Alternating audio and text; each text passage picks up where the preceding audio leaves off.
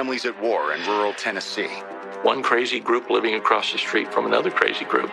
At the most basic level, they antagonized the daylights out of one another. Yeah, come on, you piece of... Come on back over here again. After years of conflict, their heated rivalry finally explodes into violence. This was coming to a head. Something very bad was going to happen.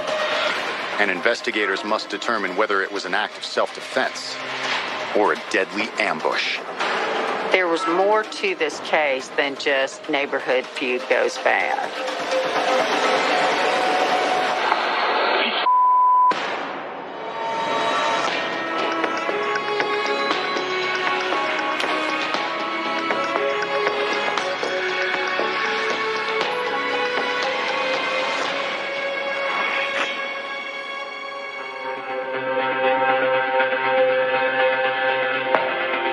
September 16th, 2013. It's a pleasant evening in the rural community of Union County, Tennessee. But around 10 p.m., the sheriff's office receives an emergency call about possible gunshots near Highway 370. Highway 370, for the most part, it's a two-lane highway. There are neighbors around, but it's not a subdivision. When police arrive, they see a man lying in a ditch on the side of the road, and it appears he's been shot several times. They tried to administer aid to the victim, but it was way too late. He had lost so much blood. Deputies immediately recognized the victim as local resident Michael Woodby, a 45-year-old father and former repairman. Michael Woodby and his wife, Teresa, were sort of part of the community. People knew them. Michael Andrew Woodby was born on November 6th, 1967. Michael was born in Middlesboro, Kentucky, raised in Tennessee, Campbell County, and Scott County. When he became an adult, he moved to Detroit, Michigan. And there he got a job working on commercial kitchen equipment. He went to all the restaurants and fixed all their equipment. While living in Michigan, Michael started a family and had 2 kids. But the relationship didn't last. And in 1996, Michael met 31-year-old Teresa Molka. She also had 2 children from a previous relationship, and Michael's fun-loving personality quickly won her over. He was a jokester. He loved giving. He'd gather up gifts all year round and hand it out to all the poor kids in the neighborhood at Christmas time. Over the next 17 years, Michael and Teresa built a life together and raised their 4 children. But as empty nesters in their 40s, the couple began to face some unexpected challenges. Because he was a large man and because of his physical condition, Michael ran into serious medical problems. He had had some heart issues twice. Had a heart event back in 2008 and then another one in 2009. And he just couldn't get around like he used to. While they're dealing with all of that, one of the daughters becomes pregnant and has a child, but she can't care for that child. So Michael and Teresa decided that they would. In 2010, Michael and Teresa decided to make things simpler and moved back to where he grew up in rural Tennessee. What I wanted was for our grandson to have stability and a forever home. It was getting really rough where we were living, and we just decided to come back. They found a nice little house along the highway about 25 miles north of Knoxville. The property we purchased had 6 acres almost. It has lake access all the way around it. It's close to the freeways, close to the hospitals. Teresa took a job as a nurse, while Michael stayed at home to care for their grandson. It's just a wonderful area to raise children in. We were happy with what we found. I mean, it was beautiful. The land was beautiful. But now, Michael Woodby has been found shot to death on the side of the road, not far from their home. Sheriff's deputies secured the scene, but keep in mind, this is a small department. They have limited resources, and they know they're going to need help dealing with such a serious case. So they call in the Tennessee Bureau of Investigation to help. Special Agent Andy Corbett is immediately assigned to the case.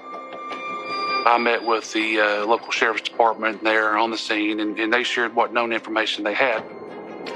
Michael's body is found lying on its left side, and a preliminary search turns up 4 9mm shell casings. All 4 shell casings were in a pretty close proximity to one another and also close to where the body was at. They also find a wooden stick and a flashlight near his body, and they think he may have been holding those items when he was shot. Since the would-bes live nearby, investigators walk over to break the bad news to Michael's wife. After I was told deceased, I lost my mind. It was a blur after that. It was a blur. She's obviously distraught, but she's able to tell them as much as she possibly can. And what she does reveal is that she thought that her husband had gone out for a walk about 1/2 hour earlier. He was walking to get exercise, and this was his way to hopefully improve his health condition. It was very hot in the summer, so he preferred to go on his walks at night when it was cooler, and he usually took a walking stick. Teresa said that a few minutes after Michael left, she heard gunshots, but at the time, she hadn't been worried. He's a big man. He's not scared of anything, so I wasn't scared for him. My worry and fear didn't come on until I saw them police lights.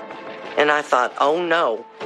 Teresa told police that she thought somebody had ambushed Michael, and she said she had a pretty good idea of who it might be. Coming up, investigators learn of a neighborhood feud like no other. You see people not liking their neighbor.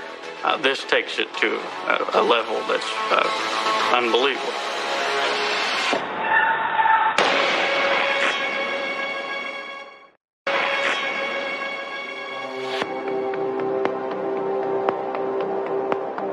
Detectives in Union County, Tennessee, are investigating the shooting death of 45-year-old Michael Woodby. But his wife, Teresa, believes she already knows who did it. She tells police she's fairly certain it's a member of the Wagner family. Now, the Wagner family are neighbors, and the two families have had a long-running feud for a few years. They were, half an acre over. You could see the house, but, you're not, right in a suburb area where you're right next to each other. Teresa tells police that when she and Michael first arrived, everything seemed fine. We had gotten along with the Wagners when we had moved in. They were the first ones to come over and welcome us into the neighborhood. The problems began when the Woodbys discovered their new neighbors were operating a gun range on their property. The Wagners would allow people to test fire weapons and also recreationally fired weapons at that gun range. Keep in mind, this was a rural area of Union County, and there was nothing per se illegal about firing weapons on your own property. We're not talking about gunfire now and then. We're talking about constant gunfire. The Woodbys had moved to this very neighborhood so that they could raise their grandson. They went to the Wagners, asked for them to tone it down, and they claimed that the Wagners would not listen. That's what they did every time I stepped out the door. I heard the gunshots myself. But it wasn't until March of 2011, about 8 months after they moved in, when their feud really started. Mr. Woodby had suffered from a heart condition and had come home from the doctor and was trying to rest.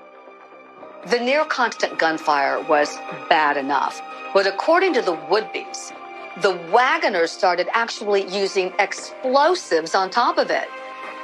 The Wagners were constantly shooting and blowing up explosives that caused him problems, that it was keeping him up. Teresa tells investigators it got so bad that Michael finally had to confront Kevin Wagoner. Michael had went over there and asked them to stop. And their response was, "Get the out of here." Mr. Wagner said basically he'll do what he wants on his own property. He came home. He was very upset. He couldn't understand how people could be that way. After that, the noise only increased, and so did Michael's frustration. He continued to grow upset because every time they were asked to stop, they would step up that game and do something worse.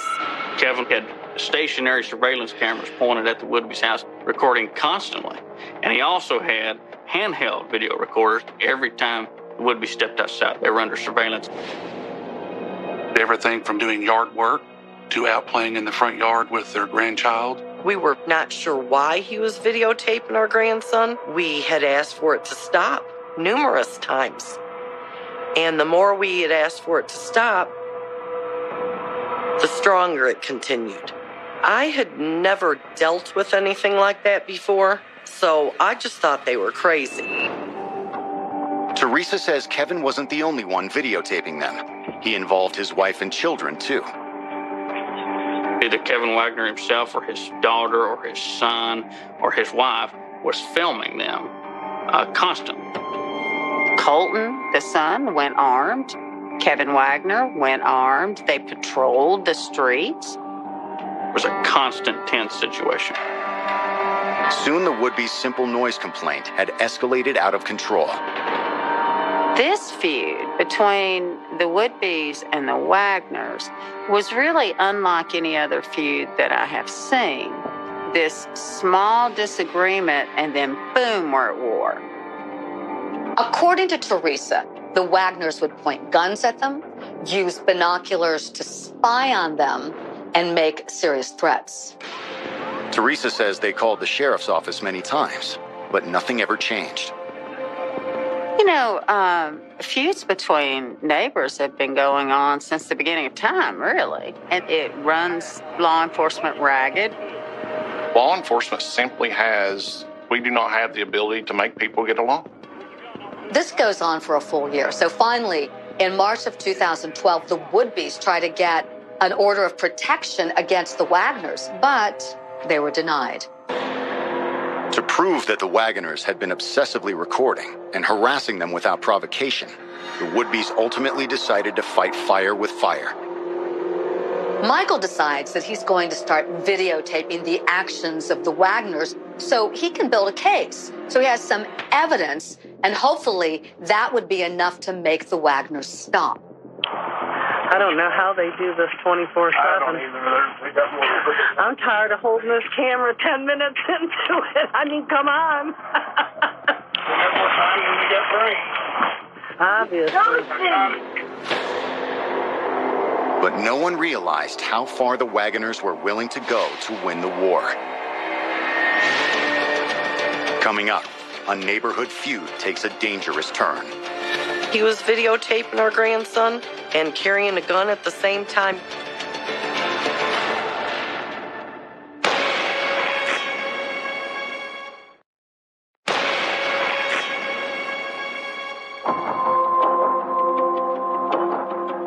Less than an hour after Michael Woodby was found shot to death near his home in rural Tennessee, investigators have a person of interest. In fact, they have several. There was a long-standing feud between these two families, and Michael's wife, Teresa, was convinced that it was someone in the Wagner family that did the shooting. Teresa tells detectives that the bad blood between the families had been going on for more than a year, when in 2012, the Wagners suddenly escalated the conflict. Reportedly, they started calling law enforcement and making up allegations against the Woodbys, and also apparently tried to get his disability taken away from him. Hi there, my name is Kevin Wagner. I have information about Michael Woodby. If he's disabled, then I'm Mickey Mouse. And I have proof, anything you need. According to Teresa, Kevin Wagner even called child services and made false allegations about the way they were treating their grandson. The final straw came when Teresa says they caught Kevin Wagner's 21-year-old son Colton in the bushes videotaping their 4-year-old grandson. That is what incensed them the most, is that an innocent child out in the yard playing would be videotaped. It was dangerous. They would videotape my grandson getting on his preschool bus with a gun in their hand, to the point where the bus driver wouldn't even come to the house to pick my grandson up anymore. She was terrified for the other children. On May 30th, 2013, just 4 months before the shooting, the Woodbys once again tried to get an order of protection. But just like their previous attempts, their request was denied. I have never been videotaped by a neighbor every day of my life, 24/7, whether I came out at nighttime or in the morning. Neighbors don't do that to one another. According to what Teresa has told police, it seems that the Wagners' campaign of harassment was taken to the next level, leading Kevin to eventually shoot Michael. I had thought that they ambushed him in the dark on his way back from his walk. But Teresa's account of the feud isn't proof of murder. So Special Agent Corbett heads up the hill to interview the Wagoners, where sheriff's deputies have already taken 42-year-old Kevin into custody. According to police, Kevin comes out of his house and he's holding his Glock 9mm handgun. So they take the gun away from him and they hold him. Kevin Wagner was placed in the back of a patrol car. He was not combative, and he was cooperative. He agreed to speak with me.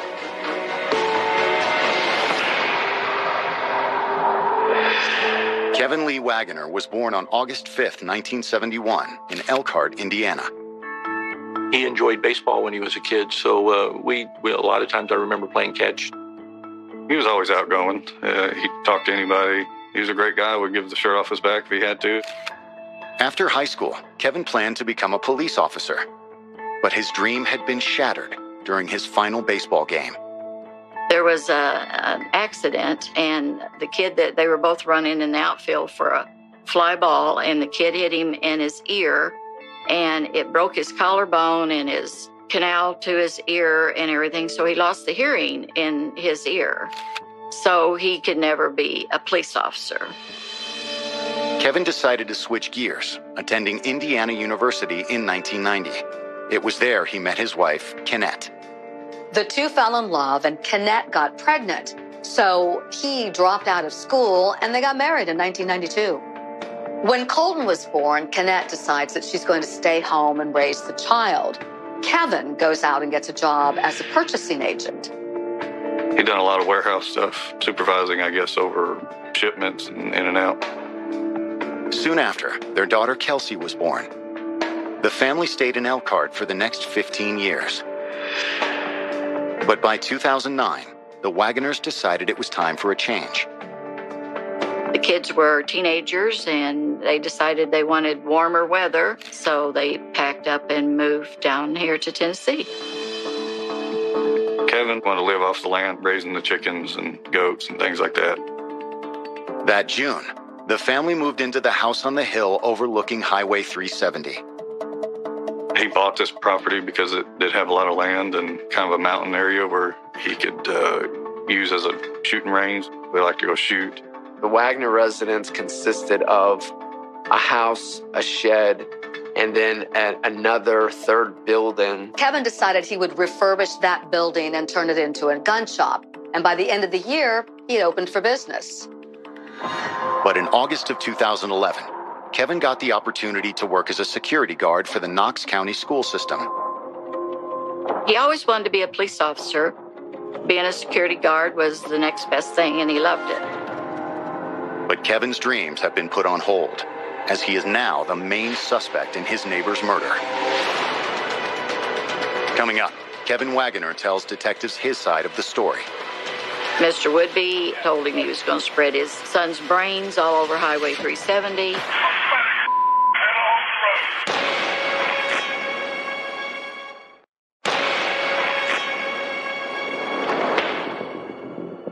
The Tennessee Bureau of Investigation has taken 42-year-old Kevin Wagoner in for questioning about the murder of his neighbor, Michael Woodby.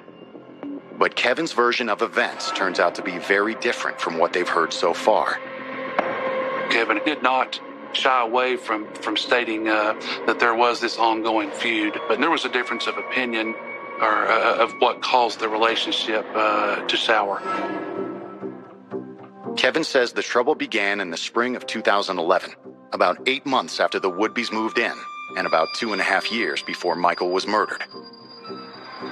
Kevin Wagner's version of why this conflict started was that he said Mr. Woodby came over and wanted to buy a weapon from his gun shop.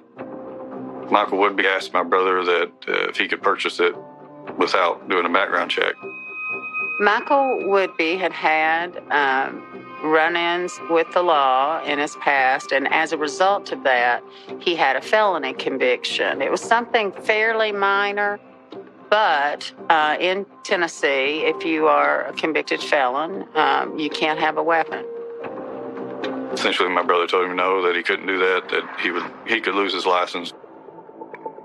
But Kevin says Michael wouldn't take no for an answer, despite his drug conviction.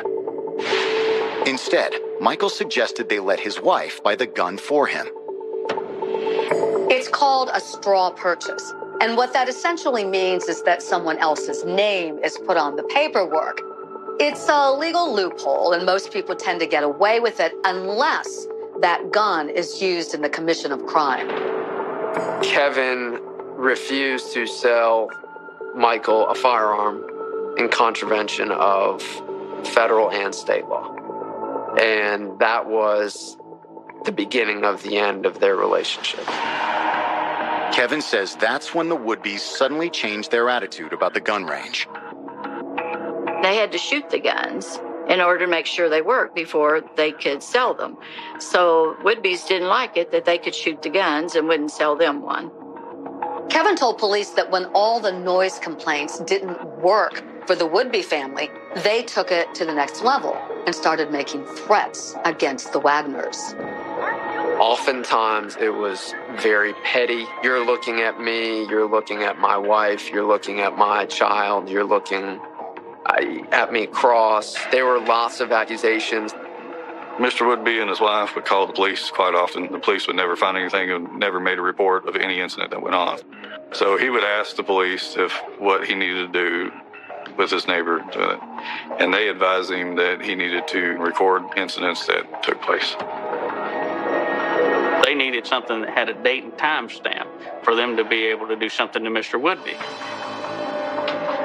Just like the Woodbys had, Kevin Wagner tells police he bought the handheld cameras to gather evidence for a restraining order against the Woodbys. The reason why every moment was being recorded by the Wagners is because over the course of time, the incidents started to increase in frequency. People are freaks. Kevin says that in August, Michael assaulted him in their yard. But Michael threatened to do even worse to his son, Colton. He said he wanted to kill him, that you're not going to miss your son. I'll go to prison, that you won't have your son no more, kind of comments. Mr. Woodby told him he was going to spread his son's brains all over Highway 370. Kevin says that when the court refused to grant a restraining order, he decided to go public. In early September of 2013, we had a package arrive in the newsroom, and it was a DVD. So we pop it in to watch it, and it's footage of this Union County neighborhood, and it captured a screaming match between Kevin Wagner and Michael Woodby. Also in that package was a letter and a stack of documents from Kevin Wagner where he lays out his case that Michael Woodby is dangerous, violent, is out to get them, and law enforcement wouldn't do anything. And it was essentially a plea to the media to get involved. But the strategy seemed to backfire, leading to a direct confrontation on the night of the shooting. Wagner stated that he was out for a night walking with his son. They were going to go down the street and check on an empty house that they had told the lady that lived there that they would do periodically, make sure nobody was breaking into it. Kevin and Colton claimed that when they got there, they found Michael Woodby outside acting strangely. According to Kevin, Michael was drunk and attacked them without warning. Kevin Wagner stated that Michael Woodby was coming at him with this stick, attempting to strike them. He was screaming at Woodby to get back. He wasn't sure what was going on, but Woodby was coming after his son again. In fear for his son's life, he shot Michael Woodby and killed him in self-defense.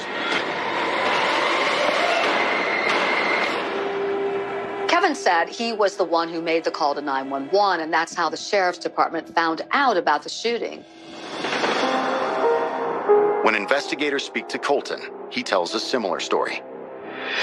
Colton Wagner stated that Michael Woodby struck him with a large stick, specifically on the shoulder and the head.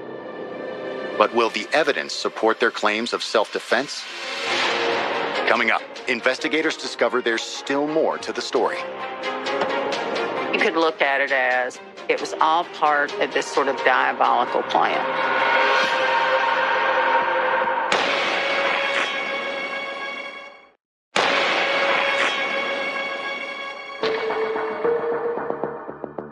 Kevin Wagner has just confessed to killing his neighbor, Michael Woodby, but he insists it was necessary to protect his son. He said Michael Woodby was coming at them, swinging this stick. At that time, he opened fire. But something doesn't sit right with investigators. I found there to be some inconsistencies in their stories.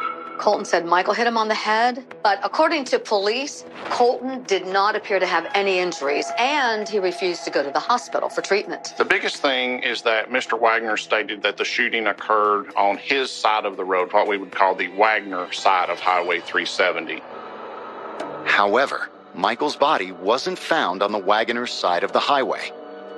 All of Mr. Woodby's belongings, including that stick, are in the ditch on Mr. Woodby's side of the road.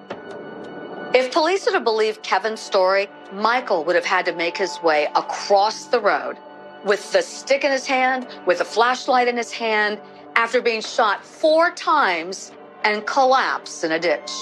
And what belies that, first, is that there's no blood in the road. That was something they searched extensively for. And the shell casings that were found were over 25 feet away on the other side of the road on Mr. Woodby's side. Detectives confront Kevin about the discrepancies in his story, but he refuses to budge. So less than 24 hours after the murder, they decide to charge him with criminal homicide, and his son is charged with facilitation. He couldn't believe that we were actually charging him for this, that he felt that it was, that it was a self-defense type issue. I was shocked, to say the least. I mean, that's not Kevin. Kevin has been around guns all of his life. There's never been a question of him harming anybody. Armed with a search warrant, investigators descend on the Wagner home, seizing boxes of video recordings, weapons, and computers. There's 100 to 200 hours of video recording that we recovered. Then there was about 180 hours of audio recording. It soon becomes clear that Kevin Wagner wasn't just collecting evidence against his neighbors. He was obsessed with them. I've never seen anything like it. You know, you deal with people with surveillance cameras around their home. Never seen anything like this. At first glance, the contents of the videotapes appear to support Kevin's claims. Some of the recordings from the Wagners would capture Michael Woodby at his worst. He would say things toward them, hateful things. Come on. Yeah, come on, you piece of. Come on back over here again. But it contained no lead-up to the actions of Mr. Woodby. We thought that was odd. It contained only excerpts of the most egregious acts of Mr. Woodby. And it would lead one to think that Mr. Woodby was, oh my gosh, he's a horrible neighbor. But after reviewing all of the footage, investigators believe Michael had been goaded into those outbursts. You could tell that he wasn't just out there just yelling for no reason. It was always about something that the Wagners had done prior to those cameras coming out. They would taunt him to the point where he would come out yelling. And the minute he would start yelling, they would turn that camera on to make it look like he was just coming after them for no reason at all. Tell you right now, I'll kill you, Rick. I don't give a son of a just got a gun out here again. I do. Big deal. Yeah, it's illegal. Yes, it is. Go in. Yes, it is. See that motherfucker with the gun right there? Mr. Wagner chose to walk back and forth in front of their residence. It was simply to antagonize the Woodbys. They even find a recording where Michael tried to end the conflict. Why? Can't we be good neighbors? Why can't we be good to one another? Why do we got to continue this? I'm asking. I'm begging. For your family and mine. On at least 2 occasions that we know about, he asked them to end the conflict. Please, stop. And they declined both times. The most damning evidence is a recording that suggests Kevin had been planning to kill Michael. It was one of the few recordings he didn't send to the media. I don't grasp how it is that you can be so oblivious to your true surroundings and how close you are to dying. This is 100% within his control now, not to die from me. And he's choosing to come straight at it. The audio snippet of where he actually talked about killing Michael Woodby, and that wasn't included in the packet. And there were all kinds of different things like that. What he didn't send was more telling than what he did send. The results of Michael's autopsy confirms detectives' suspicions. The shooting was not an act of self-defense. The evidence showed that there was 4 shots or 4 rounds that were fired to Michael Woodby. On May 1st, 2014, almost 8 months after the shooting, Kevin Wagner is indicted by a grand jury for second-degree murder. His son Colton is also indicted as a co-conspirator. What the prosecution did at that point was then to separate the 2 cases, and Kevin Wagner was set for trial first. At that point, they thought they had a relatively strong case. But of course, we know there's never a promise of conviction. If you have a prosecutor that tells you they know how a trial is going to end up, I don't think they're being candid with you. You never know what a jury is going to do. Coming up, Kevin's trial takes an unexpected turn. I think the prosecution was just as shocked as everybody else.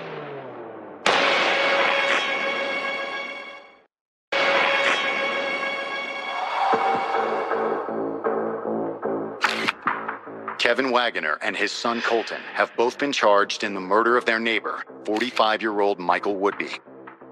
And on August 25th, 2015, 2 years after the fatal shooting, Kevin is the first to stand trial. My thoughts and prayers were that they would be convicted. All the meanwhile praying, God forgive me for feeling that way about somebody. Prosecutors describe Kevin as a man so obsessed with his war against Michael that he was willing to do anything to win it. They argue that Kevin deliberately pushed Michael Woodby to the edge, to the breaking point, so that he could capture his apparently maniacal behavior on camera, and that Kevin used his own son as bait. Sending those DVDs to the media set up his claim of self-defense. We believe that that was a planning packet for him to lay the groundwork when the opportunity presented itself that he could murder his neighbor. And 3 days after Kevin sent those DVDs to the media, an opportunity presented itself. Mr. Woodby was walking on Highway 370, as he often did, with a walking stick in one hand and a flashlight in the other. When Michael Woodby saw Kevin and Colton, both sides do what they do, and that is they start yelling at each other. Based on the forensic evidence, prosecutors believe Michael was turning to walk away when Kevin pulled the trigger 4 times. It appeared that the last 2 shots fired at him happened after he fell to the ground. We think that this was an opportunistic killing. But the defense sees things differently. The series of events that led to Michael Woodby being shot that evening, what brought the 3 of them together in the dead of night, in the middle of that road. There is no doubt in my mind that Michael Woodby struck Colton Wagner with that stick. Kevin took the stand to testify in his own defense, and he described for the jury the harassment and threats that led up to that fateful night, and especially the attack on his son. Kevin tells the jury he felt he had no choice. After deliberating for 2 days, the jury reports that they are hopelessly deadlocked. Unfortunately, it declared a mistrial. They were not able to come to a conclusion. Obviously, we were happy that it turned out hung jury. We kind of wanted a acquittal, but it didn't happen. As the state prepares for the second trial, they make a surprising decision. They drop the charges against Colton, citing lack of evidence, and subpoena him as a witness instead. Essentially, they were going to not only retry Kevin Wagner, but they were going to use his son against him. On August 2nd, 2016, the second trial begins. We were better prepared, I believe, and had a lot better grasp of all of the recordings during the second trial. When you're talking about over 300 hours of recordings, that's an enormous undertaking. Colton took the stand, trying desperately to defend his father. But the prosecution was able to take his testimony and poke holes in a lot of it. The prosecution was able to show through Colton and the videos how Colton himself was being used by his father as part of this vendetta or obsession with the Woodbys. This time, the prosecution is also armed with new video evidence, proving this wasn't the first time Kevin had clashed with a neighbor. He testified on the under cross-examination that he had incidents in Indiana, and he had recorded people in Indiana. And that was something that very much hurt his credibility. When Kevin started testifying, it unraveled very, very quickly. His lack of regret, his inability to effectively detail to the jury any mistakes that he made, to me, were his ultimate undoing. On August 10th, 2016, the jury finds Kevin Wagner guilty of second-degree murder. He is sentenced to 18 years in prison. There was sort of this shock feel in the courtroom. You could hear Kenneth, his wife, Kevin Wagner's wife, kind of yell out. Teresa Woodby started crying. It was very emotional. I cried for not only myself, but for their family also. That's a terrible thing to happen. What happened? It was awful. Although the verdict brings some relief to one of the families, the devastating effects of their deadly feud will linger for generations to come. He was my home. Everything. My joy, my laughter, my partner, my friend, my confidant, my uplifter. Part of the big tragedy of this case is that really it didn't have to happen. If these two families had just been willing to sit down and compromise, none of this would ever happen. No one would be dead. No one would be behind bars. The best way for this feud to have been resolved would be under the premise of love thy neighbor. We all have, shortcomings in life, and sometimes we just have to look over the shortcomings of others, put that behind us, and move on and get along with one another.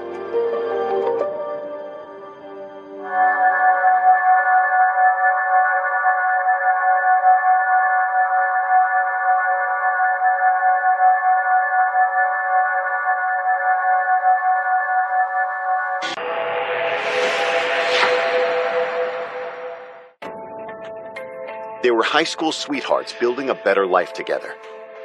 My dad was a father that you would just dream of having. Same thing with my mom.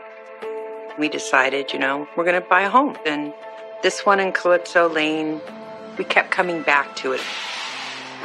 Until a neighborhood dispute spiraled out of control. This is trespassing. You're going to jail for that, asshole. It was a testosterone fight that just wouldn't stop. And it just got worse and worse. And when the battle leaves one of them dead, police must determine whether it was justified or a final act of revenge. People are screaming, "The shooter's in the house!" We should not be afraid of being killed by our neighbors.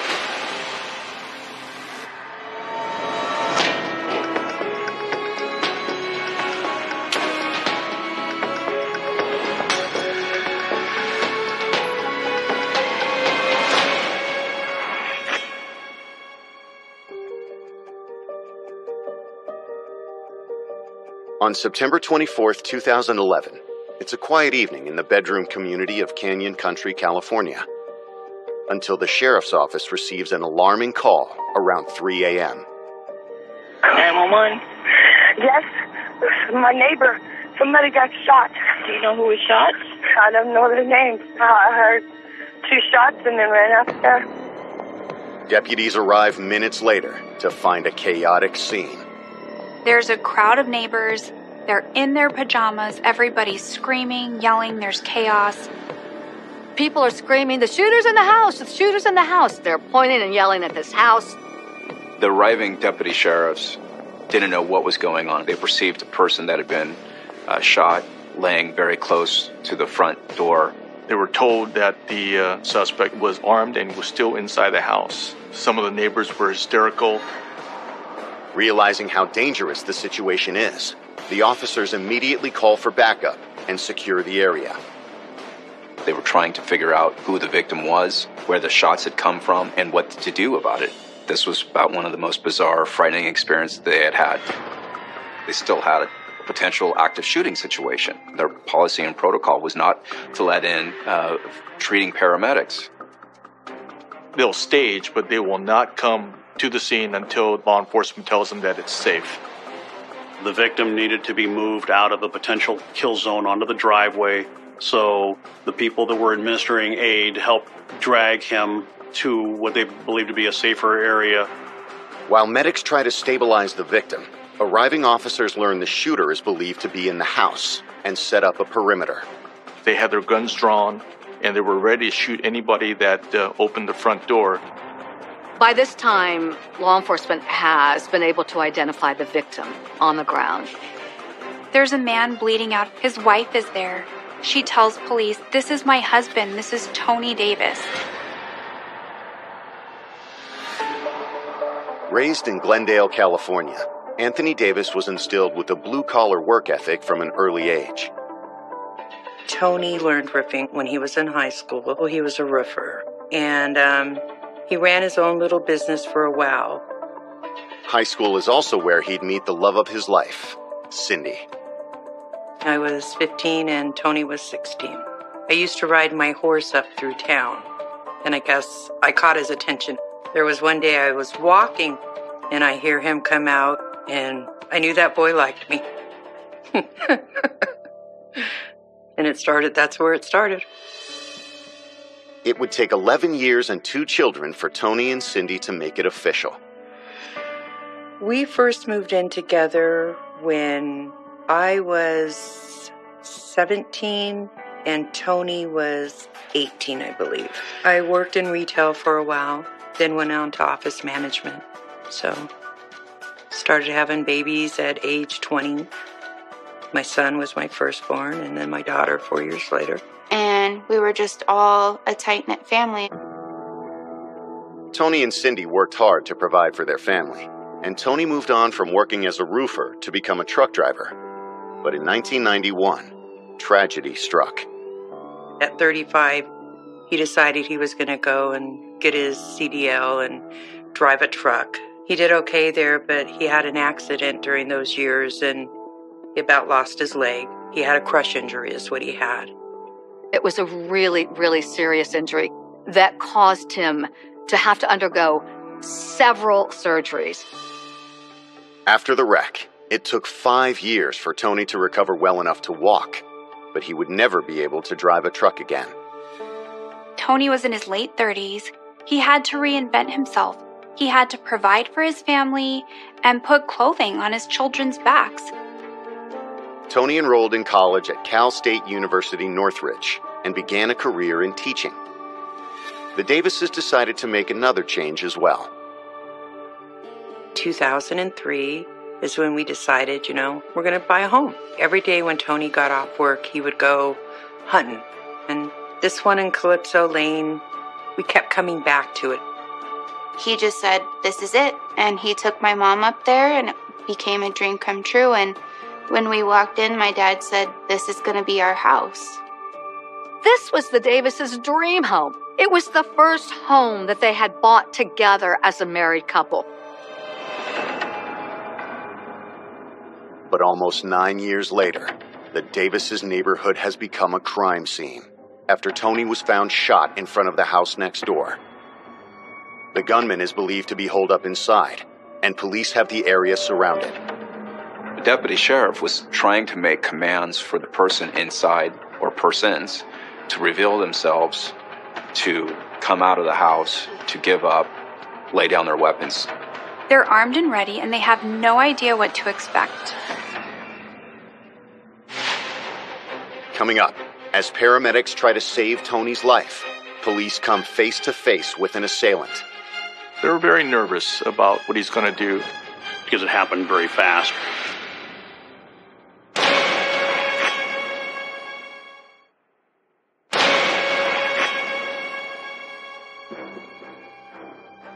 "51-year-old Tony Davis has been found shot in his Santa Clarita neighborhood. Police are in a standoff with the gunman, and EMTs are fighting to save Tony's life amidst the active crime scene. They didn't know what the situation was on the inside of the house, other than at least one person who had a gun who had just shot somebody was on the inside. But just as officers prepare to storm the house, the door suddenly opens. The, at this point, alleged shooter acts very bizarrely. He's not coming out. He's not listening to orders to come out. He opens the door and he says, "You come in." Which they weren't quite sure was an invitation or a threat. They can see that he's not armed, so they decide to go into the house, and they find two people inside. They perceive a male and female in their 50s inside the house. Police quickly handcuff the couple while they conduct a search of the house. The first thing that happens is the man, the suspected shooter, complains that his cuffs are too tight. So as one of the deputies is loosening the grip of the cuffs, he blurts out something rather unusual. He says, "This is the first time I've had to discharge my weapon in anger, and I was in the Army." Once the deputies made entry into the house, they did a protective sweep. They made sure there was no other imminent threat. In the course of that, they see a shotgun sitting on the couch. Apparently no attempt to try to hide this weapon. There it is. Officers transport them both to the Santa Clarita Valley Sheriff's Station for questioning. The couple is identified as 51-year-old Lonnie Paul Tracy and his wife Sandra. They felt that while they sorted things out, the safest course would be to take them back to the station out of potential harm of angry neighbors, etc. Meanwhile, paramedics outside are trying to keep Tony alive, but his injuries prove to be too severe. He had a big gaping hole in his chest. I did not see the hole that was in his back until after the coroner arrived and when they turned him over. They did everything they could to try and save his life, but it was a tough road to hoe. Tony's family is devastated by the news of his death. You're in shock. And the only one I wanted was my daughter. I didn't know what to do. I didn't know what to do. I just had fallen asleep, and I got woken up by my husband. He goes, "Your mom called." There was a voicemail, and it was my mom screaming. And at that point in time, I knew that my dad had died. While the coroner removes Tony's body for an autopsy, detectives Gene Okada and Gib Anderson are assigned to the case and begin searching the home of the shooter, Lonnie Tracy. One of the first things they noticed was that the Tracy's home sticks out like a sore thumb. It's kind of an eyesore. There was a 6-foot-high fence that paralleled the walkway. That was unusual. It didn't bear any resemblance to most fences. It did have some kind of tactical bearing to it. It's what law enforcement would call a kill zone, because you're enclosed between the garage and this fence. An examination of the walkway turns up several pieces of evidence. I saw 2 shell casings, maybe about 2-3 feet in front of the front door.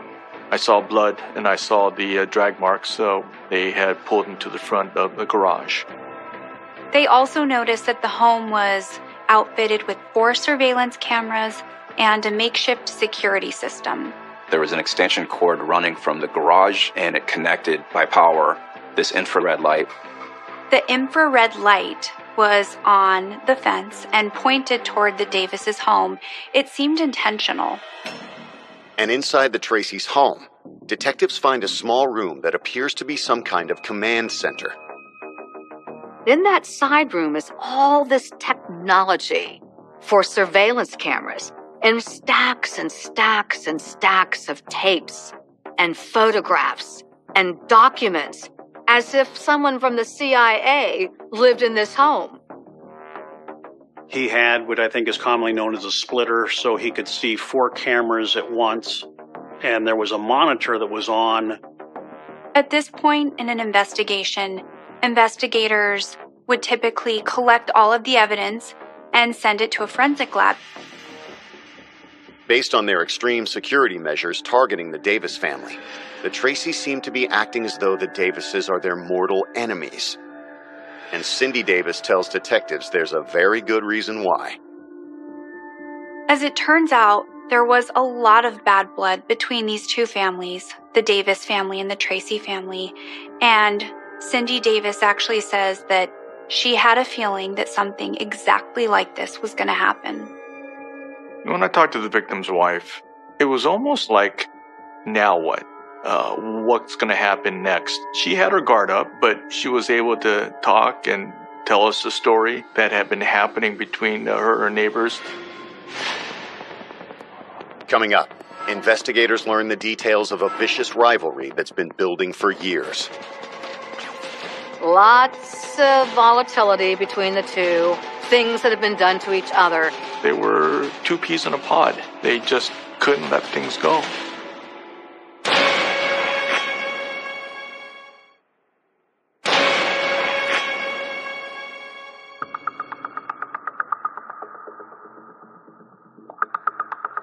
Police investigating the death of Tony Davis have learned that the shooting might be the result of an ongoing feud with his neighbor, Lonnie Paul Tracy. According to Cindy Davis, the dispute started a couple of years after they moved into the neighborhood in 2003. She tells them that they never really liked each other that much, the 2 families, perhaps in the beginning, when they were new neighbors. But there was an incident. Tony's style was easygoing, and we did have an issue when we first moved there about a bowing fence a little bit. And so he went over and he knocked on the neighbor's door, which there was no answer. So he decided to leave a little, I believe it was a Post-it note, and said, "Hi, this is your neighbor. Could you please not lean the tire up against the fence?" I mean, it was a huge tire. It wasn't like a car tire. It was more like a really big semi-tire. Cindy says the Tracys never moved the tire, but a little while after that, there was an attempted break-in late at night. There was another incident involving my son. He heard something in the garage, and he had came and woke Tony and I up, and we went out there, and you heard the neighbor's door close. We went in the garage. Nothing was missing, but there was definitely somebody there. And Cindy tells investigators that over the next few years, things only got stranger. We would come home from work, and there would be citations on our door from animal control stating that our German Shepherds were running wild in the neighborhood. And it would be like that's not true.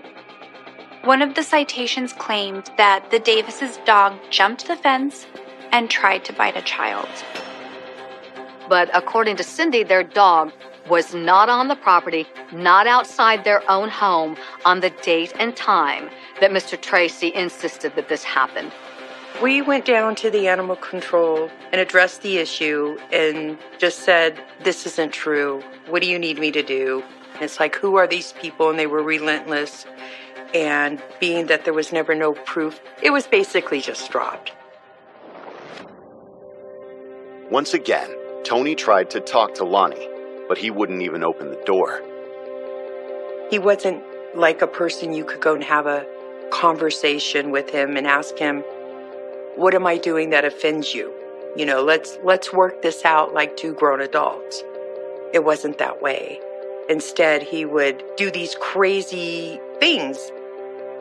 Cindy says that by 2007, the citations had gotten out of hand, and Lonnie had started recording their alleged infractions. Some of those complaints could be something like somebody's lawnmower went 2 feet over the line, a dirt clod was found in the backyard that they wanted held as evidence.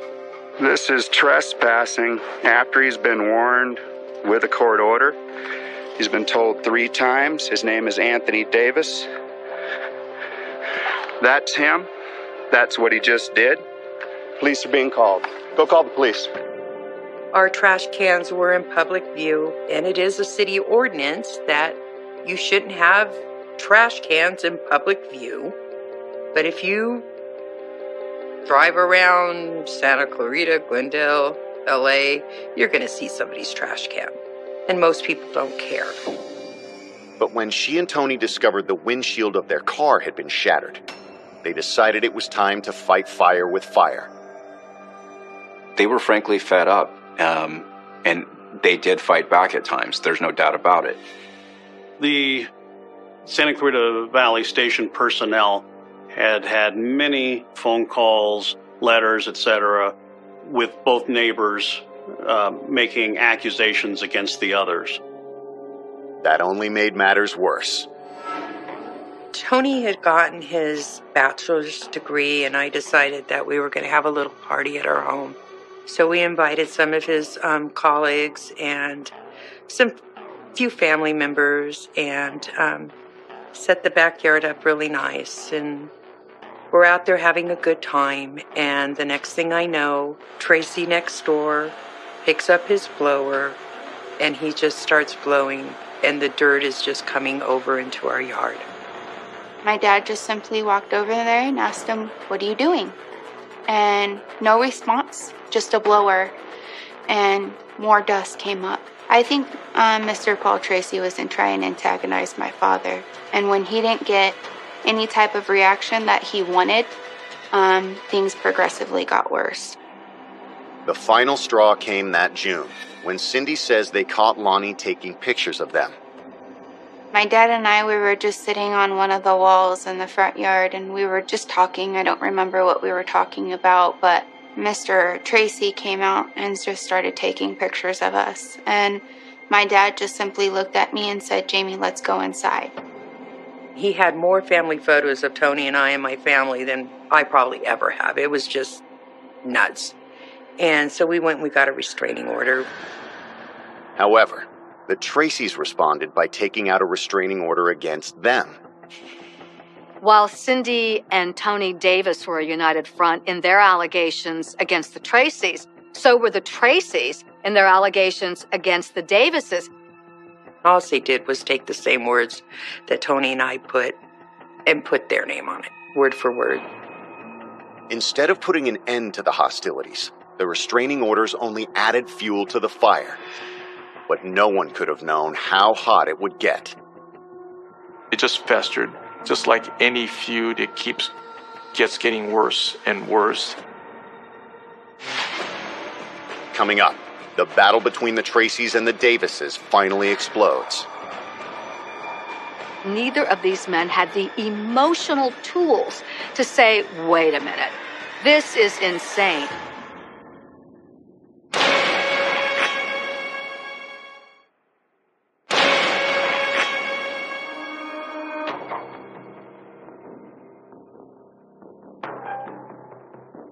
Investigators in Santa Clarita, California, are learning about the volatile feud that may have caused 51-year-old Lonnie Tracy to shoot his neighbor, Tony Davis. The guys had had petty complaints back and forth. Primarily, that's the ones that were keeping this feud alive. And this had gone on, I was kind of shocked to learn, for probably at least 7 years. So, what you have here, besides a failure to communicate, is you have essentially grown men acting like 7-year-olds. Despite restraining orders against both families, the feud only continued to intensify. There was an increasing escalation between one side and the other. It was sometimes bizarre. Get the fuck off of our property. I'm not on the property, I'm on the sidewalk. You're a fucking maniac. Just call the police. On another occasion, Cindy was gardening. She puts her keys up on a fence on a hook. She returns to get the keys. They're not there. I'm looking in the flower bushes, running around thinking, what'd I do with these keys, knowing darn well I'd put them where I'd put them. The next day, Cindy discovered someone had vandalized her car. Certain it was the Tracys, Cindy tried filing another report with the sheriff's department. Unless you have proof, law enforcement can't get involved in something like, I think he did it. Just like it happened with the restraining order, this caused a flurry of reports in response. Every time the Davises tried to report something to police in their own defense, Tracy's fired back with their own report. Some of those were like vandalizing cars, scratching cars, changing their location of the mailbox simply to hassle the other person's parking, those kinds of things. It almost made it seem like the Tracys just sat around thinking of ways to get back at the Davis family. It made it seem as if they were mean, angry people. Cindy tells police that by early 2011, she and Tony had decided the only way to stop Lonnie Tracy was to catch him in the act.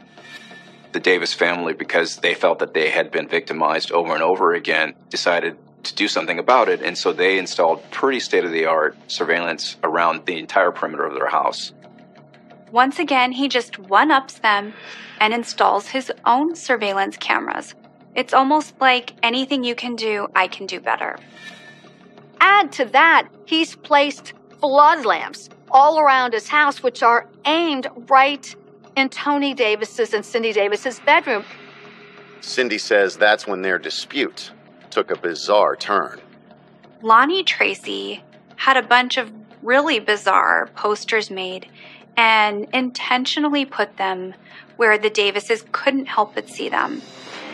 He writes on these posters the most rude, obscene, lewd, vile, and absolutely imbecilic statements about Tony Davis that you can imagine.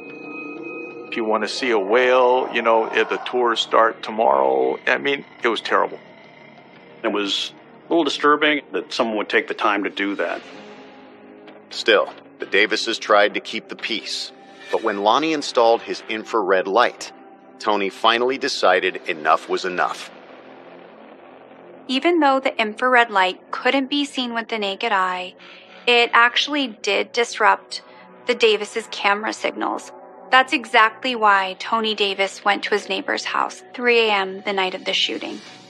I'd fallen asleep watching soap operas, and he had went into the security cameras and noticed that one was being blocked out, and he had woke me up and said, Cindy, I'm going to go next door and just ask him to turn off the lights. I just said, okay. She didn't know what he meant by that, and then she went back to sleep. A few minutes later, Cindy would be awakened once again, this time by 2 gunshots. When she realized that her husband was not in the house, she ran out, went immediately to the Tracy's front yard. Cindy saw her husband laying within the perimeter of the L-shaped fence. He had been shot, he was crying, and he was still alive. I went to go to Tony, and the door flung open, and the man pointed the shotgun at me and told me to get the fuck off his property. She ran back, dialed 911. She was hysterical at this time. Cindy agrees to hand over all of the surveillance video they recorded that night. Investigators are hopeful it will give them a clearer picture of exactly what happened. Now that detectives have heard Cindy's side of the story, they head back to the station to get more information from the Tracys. Coming up, cold-blooded murder or justifiable self-defense. She said the next-door neighbors were the neighbors from hell. I've never lived next to such horrible beings in my life.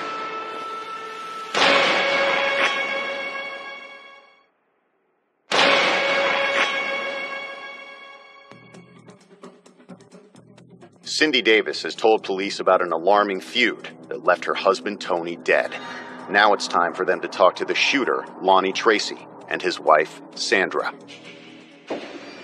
9 hours after the shooting, detectives sit down with Sandra Tracy to get her side of the story. According to her, they weren't the ones harassing the Davises. It was the other way around. I've just called them the neighbors from hell forever. But as much as the two families hated each other, they seemed to have a few things in common. Lonnie was once employed as a commercial artist, and then he had a very, very serious accident. He crashed into a sign with his knee and tore the meniscus. We've been living in workers' compensation hell for the last 9 years. By all rights, they should have been best friends. They were living right next to each other. They were similarly aged. They both had had devastating workplace injury where they were on long-term workers' comp, off of work, with their days open. Sandra had many of the same complaints that Cindy did, except in her version, it was the Davises who were the instigators. She said they erected that fence in front of their house so that people from the street couldn't look into their bedroom. Sandra tells investigators that when the Davises installed cameras to watch them, they had no choice but to respond in kind. They had to put up their own surveillance systems to counteract the neighbors' surveillance system. The feud was back and forth, the petty things that they did to each other. Sandra claims Tony Davis became increasingly volatile, leading to an incident in April of that year. Lonnie had filed a police report claiming that Tony assaulted him while he was mowing the front lawn. And then all of a sudden he'd feel something hit him on the head and shoulders, and he was throwing things at him. He just picked up mounds of dirt that had rocks and crap in it, and he was spraying my husband with the hose. There you go again, folks. There's a fucking water hose right there. Mr. Tracy thought that constituted assault and battery, and the DA had declined to prosecute. From that time on, April, Davis has been very emboldened that he can get away with anything. And just more and more stuff started happening. I've been very afraid of this man. I've told the police this for years. But when it comes to the shooting, Sandra tells investigators she didn't actually see it happen. Sandra's story was she was sleeping, and she knows that her husband is also a night owl, and he was probably tinkering around in his room with model cars. I had gone in to go to the bathroom. All of a sudden, he's screaming at me, "Call the police! Call the police!" I said, "What's happening?" He said, "Somebody's out here. I'm hearing sounds. There's lights." She runs back into the bedroom to call police and describes what she hears as a loud banging. Like either a pounding or something hit the door with a lot of force. A lot of force. It was very loud. And then what happened next? I hear shots. And I'm going, "Oh my God, what's happening? What's happening?" Her husband told her that someone was trying to break into her house, to the front door. She immediately calls 911, and she's still on the phone with them when Lonnie starts screaming that he's shot the prowler. she was not aware initially that it was, in fact, Mr. Davis. Detectives aren't sure what to make of Sandra's story. Was this a legal and case of self-defense, or was this a murder? Since her statement was that she was in the bedroom, she heard the shots and came out, there was no reason to arrest her, so we let her go. Unfortunately, her husband isn't as cooperative. I would rather have an attorney present. The fact that the deputies came into his home, they detained him at gunpoint. He seemed a little miffed that this is the way he was treated when he felt in his mind that he had acted appropriately. Since investigators only have 48 hours from the time of arrest to file charges, they're faced with a decision. We had the murder weapon. We also had Lonnie's statement that this is the first time that he's ever shot a gun in anger since the Army. He certainly had hate and animus for his next-door neighbor. After Mr. Tracy declined to speak to us, we directed the deputies to go ahead and book him for the charge of murder. Police also charged Lonnie with assault for threatening Cindy Davis with a shotgun. Now they needed to make sure they had the evidence to prove it. They start by going back through all of the complaints that had been filed with the sheriff's department. It was really unbelievable to see just the volume of petty complaints back and forth over a period of approximately 7 years. When you see the reports one after another through the years, you could see that it was building to some sort of climactic result or conclusion. Investigators also pore over the endless hours of surveillance tape both families collected. And what they find is revealing. In this case, surveillance tape was paramount, and it was the Fort Knox of evidence. He was following my wife. We've had all kinds of vandalism. There's only one place it comes from. Anthony Davis. Coming up, Lonnie Tracy takes the stand in his own defense. But will it help his case or hurt it? You always want somebody to give a statement so you could foresee what they're going to say. Here, I had no idea.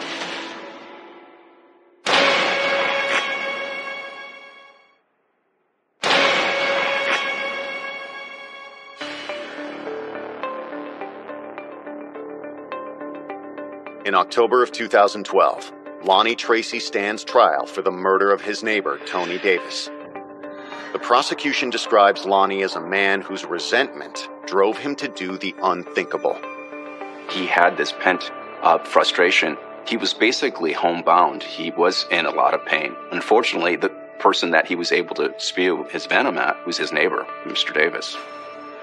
Prosecutors used physical evidence from the scene, along with a substantial amount of video surveillance evidence to describe what happened the night of the shooting. The video for the Tracy residence, you saw Mr. Davis arrive.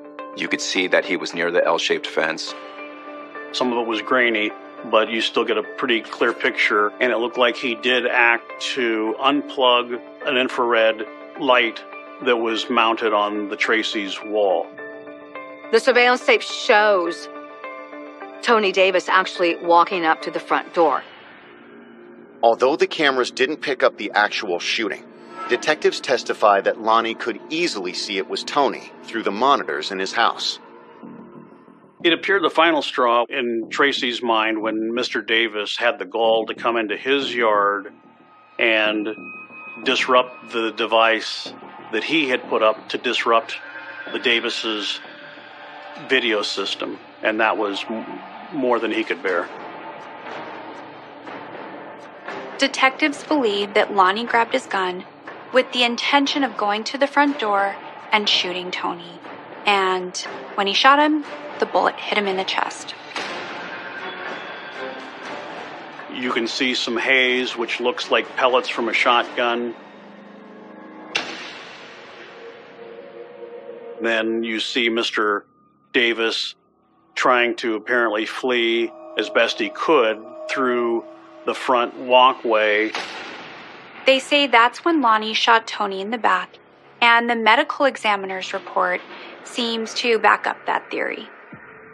However, the defense insists that Lonnie was well within his rights to shoot an intruder. And in a surprising move, Lonnie even decides to speak out on his own behalf. His version was that he heard a noise in the front yard. He took his shotgun to protect himself and his family. And he can't really make out what's going on because the light's flashing through the windows. And he doesn't know who it is. And no one's ever shown up at his doorstep at 3 a.m. He testified that he opened the door and that he was bull rushed into the interior of his house. He ultimately felt that he had to shoot the person. He didn't realize it was his neighbor until later. Lonnie claims he never threatened Cindy Davis with the gun. She just interpreted it that way. He told her simply to get off the property and that law enforcement was about to arrive. He said essentially the same thing about his comment to police, that this was the first time he had shot his weapon since the Army. It's just that they misinterpreted him. He was simply stating that he had shot his gun, not that he had done it with any malice or anger. But the prosecution is quick to poke holes in Lonnie's story. Mr. Tracy didn't even bother to prepare his statement and make sure that it at least was consistent with facts. All the forensic evidence, the shell casings, the blood, was all discovered outside the home, completely discounts Lonnie Tracy's conviction that he had to fight off this prowler inside his home. Not only could he have seen Tony on the cameras, Lonnie would have known that it was Tony the second he opened the door. For him to say that he didn't recognize him was less than truthful. Prosecutors argued that Lonnie was just waiting for his chance to get Tony, and that night, opportunity presented itself. Mr. Tracy executed him. He was his own judge, jury, and executioner. The jury agrees. On November 7th, 2012, they find Lonnie Tracy guilty of first-degree murder. Mr. Tracy was subsequently sentenced 50 years for the murder and another 14 years for the attempted murder of Mrs. Davis. What I remember about the trial is what a coward he was. Couldn't look you in the eyes. Never had an ounce of remorse. How it was, he didn't do nothing. It was everybody else's fault. Justice seems to have been served, but it's cold comfort for the Davis family, whose dreams had been shattered by a simple neighborhood argument. These two guys that should have been best friends ended up destroying each other's lives. One literally, and the other one is going to be spending the rest of his life in prison. Over what? Nothing. My father always turned the cheek and was a man of respect. And for what has happened with that man, could never bring back my father, but that man never deserves to be somebody else's neighbor. Tony's not here physically. And that's pain. That hurts. But he lets us know he's here. So, and that gives you some sort of peace.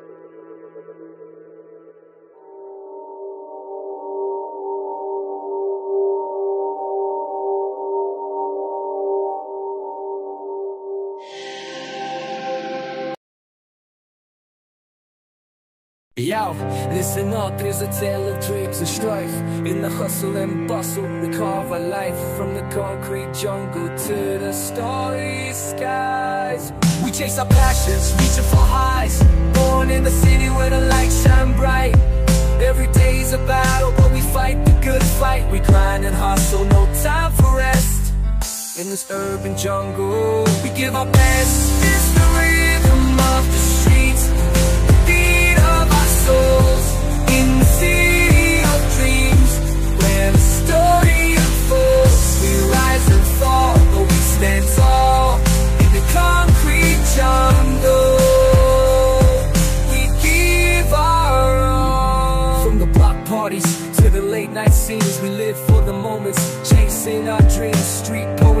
sparks that ignite. In the pulse of this city we find our light. From the underground clubs to the rooftops high, we dance to the rhythm, reaching for the sky. In the hustle and flow, we find our way.